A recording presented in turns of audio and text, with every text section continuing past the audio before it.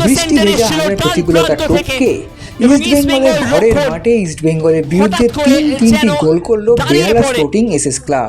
খাতায় কলমে অনেকটা এগিয়ে থাকা ইস্ট বেঙ্গলের বিরুদ্ধে একটা সময় 3-1 গোলে এগিয়েছিল বেহালার এই দল, কিন্তু শেষ পর্যন্ত 3-3 গোলে ম্যাচ শেষ হয়, যার ফলে সম্পূর্ণ 3 পয়েন্ট নিয়ে মাঠ ছাড়তে পারল না বেহালা স্পোর্টিং এসএস ক্লাব। তবে এই ফলাফলে যতটা খুশি এবং গর্বিত বেহালা স্পোর্টিং এসএস ক্লাব, ঠিক ততটাই হতাশ ফিক্সচার নিয়ে।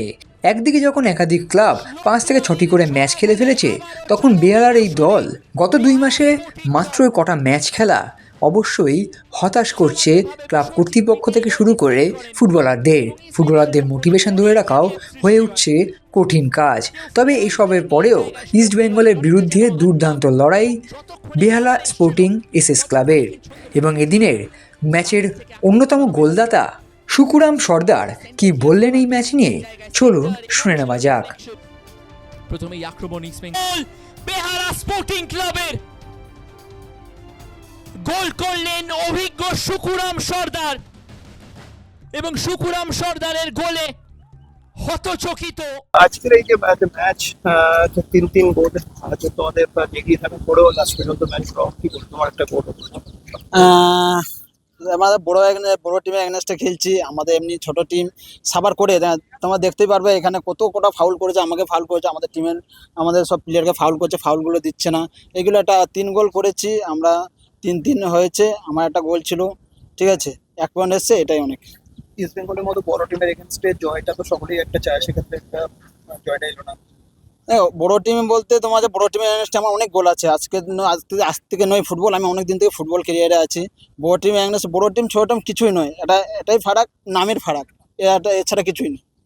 প্রত্যেকটা ম্যাচেও তো গোল আছে, একদম 3টে ম্যাচে খেলেছি, 3টে ম্যাচে 3টে টিমের এগেনস্টে আমার গোল আছে। সেটা কোথাও এই ম্যাচটার আগে কি ওই জিনিসটা কোথাও আত্মবিশ্বাস দিয়েছিল?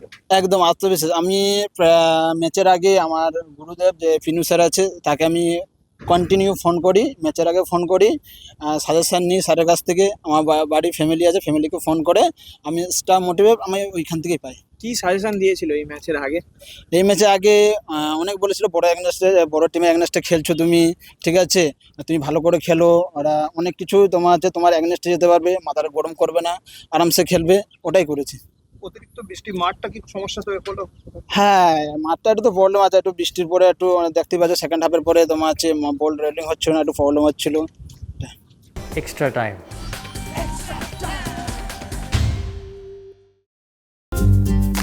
লেটেস্ট নিউজ আর এক্সক্লুসিভ ভিডিওর সঙ্গে আপডেট থাকতে এখনই সাবস্ক্রাইব করুন আমাদের ইউটিউব চ্যানেল।